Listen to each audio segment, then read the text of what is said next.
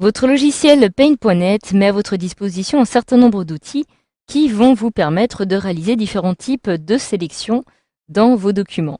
Alors effectivement, vous allez disposer de 4 types de sélections différentes. Dans un premier temps, vous allez pouvoir retrouver dans votre petite palette d'outils ici l'outil de forme de sélection, ce qui va vous permettre ici de définir une sélection rectangulaire, mais aussi ici une sélection sous forme d'ellipse. Par la suite, vous disposerez aussi d'une sélection sous forme de lasso, que vous allez pouvoir retrouver ici. Et donc, il s'agit d'une fonctionnalité qui vous permettra de dessiner une zone sélectionnée à main levée. Enfin, vous allez retrouver l'outil de baguette magique, qui vous permettra de sélectionner les zones de la couche active de même couleur.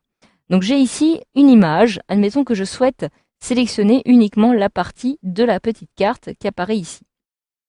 Donc, la difficulté dans cette image va être tout simplement ici de réaliser une sélection correcte en faisant attention à ce niveau-ci au niveau des doigts. Donc je peux commencer dans un premier temps par l'outil rectangle de sélection, comme ceci. Une fois que j'ai cet outil qui est sélectionné, vous retrouvez ici différents modes de sélection disponibles. Je peux alors par défaut avoir le choix entre le mode de remplacement, d'addition, de soustraction, d'intersection et d'inversion. Donc nous allons voir cela très rapidement. Je conserve dans un premier temps le mode de remplacement. Donc, pour réaliser une sélection de la carte de visite, cela est très simple. Je clique sur l'une des extrémités, je maintiens mon clic enfoncé et je viens agrandir la zone. Donc, il va s'agir tout simplement d'un type de sélection très pratique pour ce contexte-ci, tout simplement parce qu'une carte de visite est évidemment de forme rectangulaire et il s'agit donc d'une forme qui convient parfaitement.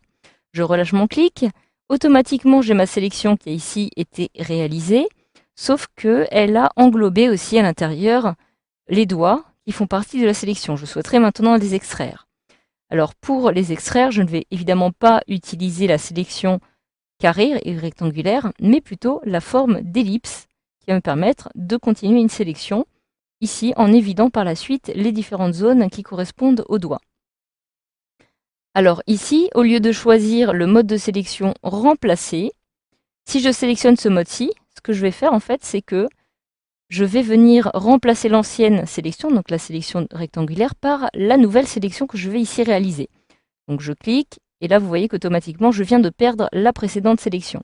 Donc je retourne à l'étape précédente, et je vais devoir modifier le mode de sélection en choisissant le mode de soustraction, puisque ce que je souhaite faire, c'est extraire l'élément de ma nouvelle sélection de l'ancienne sélection.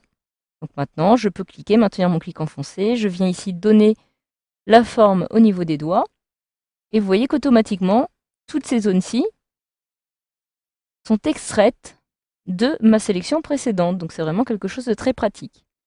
Donc voilà ici pour la sélection sous forme de forme rectangulaire elliptique. Ma sélection a bel et bien eu lieu, je peux maintenant la supprimer par exemple, et vous voyez que cela convient pas trop mal. Je retourne sur mon image originale. Par la suite, vous allez pouvoir utiliser l'outil de sélection au lasso. Alors là, ça va être un petit peu plus compliqué puisque il va falloir être très précis puisqu'il s'agit d'une sélection à main levée. Donc je clique, je maintiens mon clic enfoncé et là vous voyez que ça va être un petit peu plus compliqué parce qu'il va falloir essayer d'être le plus précis possible. Le problème c'est que je vais pas vraiment droite. Donc voilà, je remonte tout au bout. Parce que pour que la sélection se termine, il faut que je retourne au point de départ, donc ici.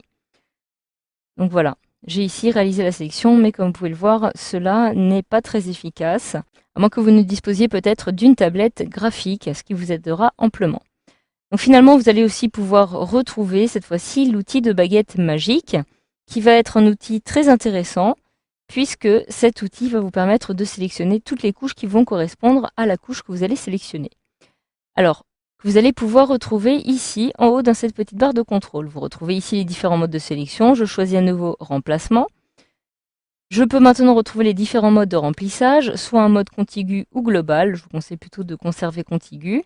Et vous voyez que si je clique une fois, automatiquement, j'ai une sélection qui a été réalisée. Donc ici, avec une tolérance de 50%. Donc la tolérance, qu'est-ce que c'est? C'est tout simplement ce qui va définir l'étendue de la sélection. Donc pour une tolérance de 50%, j'ai ce résultat-ci. Si j'appuie sur CTRL-D, je vais en fait réaliser une désélection. Je vais désélectionner l'actuelle sélection. Donc je réalise CTRL-D. Et là, je n'ai plus rien de sélectionné. Je peux décider de réduire un petit peu la tolérance. Donc dans quel cas, vous voyez que j'aurai maintenant un peu moins de sélection de réaliser. Et si je décide de l'augmenter un peu plus plutôt, de façon à essayer d'avoir ici les différents espaces, donc j'appuie à nouveau sur CTRL D et je clique. Vous voyez que là, 54%, c'est déjà un petit peu trop puisque la sélection va venir s'étendre sur d'autres zones de couleurs un petit peu plus claires qui en font partie. Alors par la suite, vous pouvez évidemment agrandir la sélection tout simplement en choisissant un autre mode de sélection comme addition, ce qui vous permettra d'ajouter à la sélection actuelle les autres sélections qui apparaissent ici. Donc au fur et à mesure, évidemment, en fonction de l'étendue, vous allez pouvoir sélectionner tous ces différents éléments. Donc voilà, alors sachez que vous allez pouvoir retrouver en grande majorité tous ces éléments en vous rendant dans le menu édition. Vous retrouvez ici les différentes sélections disponibles, ce qui vous permet par exemple de désélectionner en cliquant ici, puis en appuyant sur aussi, si vous le souhaitez, CTRL D. Pour tout sélectionner de votre image ou votre document, maintenez tout simplement CTRL A et vous aurez une sélection intégrale de votre document. Admettons maintenant que je souhaite sélectionner l'intégralité de mon document, sauf justement cette carte de visite. Je me rends dans Édition et je retrouve ici Inverser la sélection. En cliquant ici, j'ai tout sélectionné sauf ma carte de visite, ce qui me permet de supprimer tout ce qui va se trouver derrière. Donc voilà, vous savez maintenant comment réaliser une sélection sous Paint.net à l'aide des différents outils disponibles.